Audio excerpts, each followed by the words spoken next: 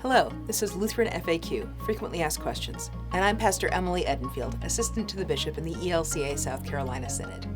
Today's question is, how do Lutherans celebrate communion? This is the second part of a two-part series, so I recommend that you watch it together with What Does Communion Mean?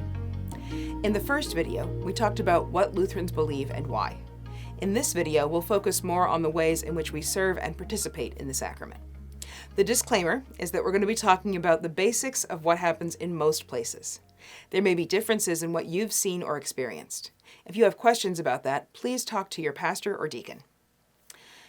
As a quick review, Lutherans have two sacraments, baptism and Holy Communion. Sacraments have to have a promise from God, a command from God, and an earthly element. For communion, that earthly element, the thing that we can touch and see and smell, is bread and wine. Let's start there, because the simplicity of the sacrament is also a place where things can get complex. In an ideal world, we would always commune with bread made of wheat and wine made of grapes. We live, however, in a world where people have allergies and other food-related considerations. So let's take the elements one at a time. For bread, some congregations use wafers, and some use loaves of bread. It can be pita or white bread or almost anything that comes in a loaf. It doesn't matter too much whether the bread has yeast in it or not. The Last Supper was a Passover meal, so the bread there would have been unleavened, using no yeast. But whether we use bread with bubbles or without, Jesus is present. We do try to use bread that is fairly plain, so no raisins or nuts or anything. It is perfectly fine to use gluten-free bread or wafers. What's most important is that the unity of the sacrament is maintained and that there isn't anything to distract from God's presence. It is helpful, though, if you're using a loaf of bread, to try for one that doesn't crumble and is easily chewed.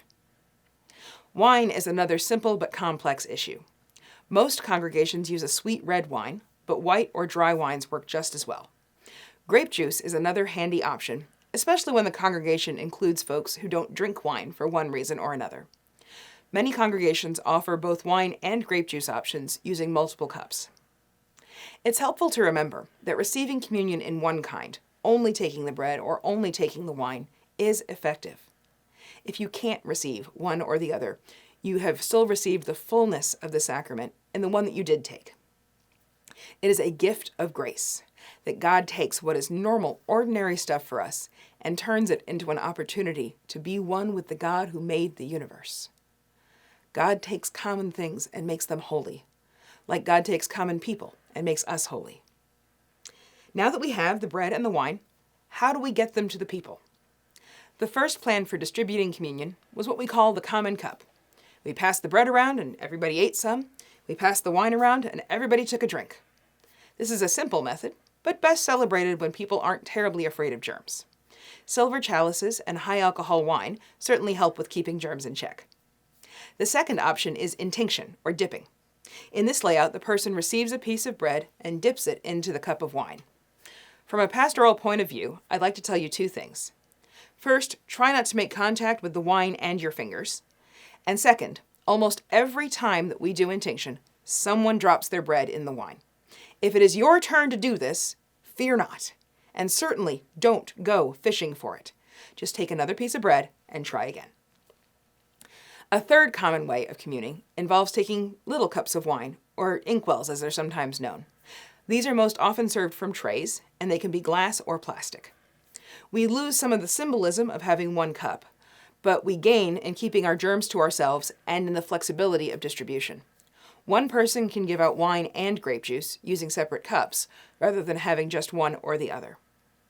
We also distribute communion at homes and at bedsides from communion kits. These usually involve little cups and wafers simply because they're the easiest to carry. For communion to be consecrated, that is, for the bread and wine to become the body and blood of Christ, the leader must be a pastor.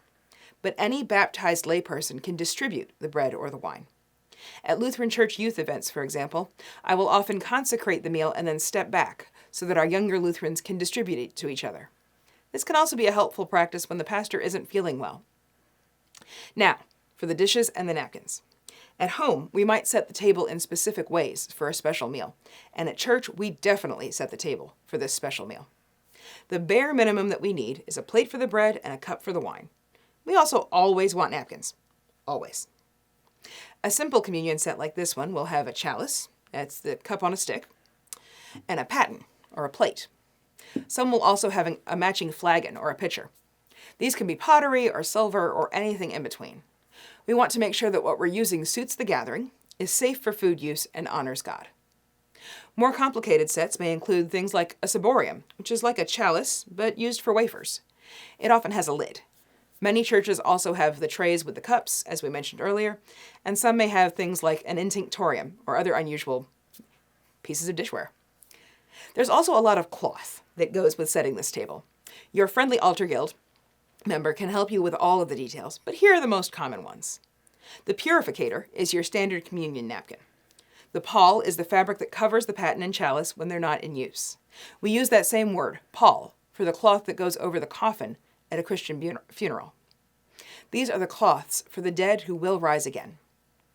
And the burse is a little pouch or folder that keeps spare purificators. Even the pastor might get some extra fabric to wear during this sacrament. In addition to the usual robe and stole, some pastors wear a chasuble while they are leading communion. This is a poncho of sorts that usually matches the color for the day. I want to add in a note about cleaning up too. We believe that the bread and wine become the body and blood of Christ. So we don't throw it in the trash. We don't pour it down the sink. Consecrated elements go into people or into nature. It is appropriate to share the rest of the loaf after the service or to pass around the chalice of wine. It is appropriate to put them in the garden or another place outside where birds and squirrels can enjoy them. It is not appropriate to toss them out like regular food. I'll also note that if you have questions about getting wine or wax out of nice fabric, your local altar guild is knowledgeable and experienced. They take good care of us. While leaders are getting the table ready for communion, other believers are getting themselves ready to receive the sacrament. Martin Luther talks about how someone might prepare to receive communion in the Small Catechism. He says, "Fasting and bodily preparation are in fact a fine external discipline.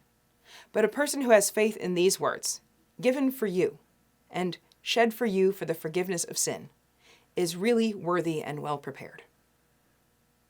If you find ways of preparation helpful, by all means, go for it. But know that it's not required by God or the Church. When coming forward for communion, we often receive this sacrament with our hands together, showing that our whole self is involved in receiving this gift. If you're in a worship service where you don't receive communion, perhaps in a place where you're visiting a congregation of another tradition, you may come forward for communion and cross your arms over your chest. This will show that you're coming forward for a blessing rather than for the sacrament. One of the big debates in congregational life over the last few decades is about how often we should celebrate communion together. As a denomination, the ELCA has been moving back to the way that Luther celebrated communion, which is to say, every Sunday and sometimes more often. Many churches got into the habit of monthly or quarterly communion when we didn't have enough Lutheran pastors in the United States to have a pastor at every congregation every week. When the number of rostered leaders expanded, we kept communion sparse because it was what we were used to. Because of that, each congregation has its own pattern, from monthly and on holidays to communion every week. As a side note, if you are serving in a congregation with more than one service in a day, you are welcome to commune at every service you attend. This is a question that I especially hear from choir members on Christmas Eve. You can't have too much Jesus. Holy Communion is, above all, a family meal, with Jesus as our host and our feast. In my family, every meal has a spill or a laugh or something that goes a little sideways. We do our best at home and in worship, but we know that we walk in grace and roll with whatever happens at God's family meal. Like a good meal, a good conversation keeps us fed for a while. Thank you for letting me be part of your conversation today. I hope you'll keep this chat going. You can connect with me through email or by commenting below so that your ideas and questions can be considered for our next FAQ. Remember, this is part 2 of our 2-part series on communion. A link to our first video, What Does Communion Mean?, will be in the description below, along with a handout for you or your group to keep the conversation going. Until we meet again, peace be with you.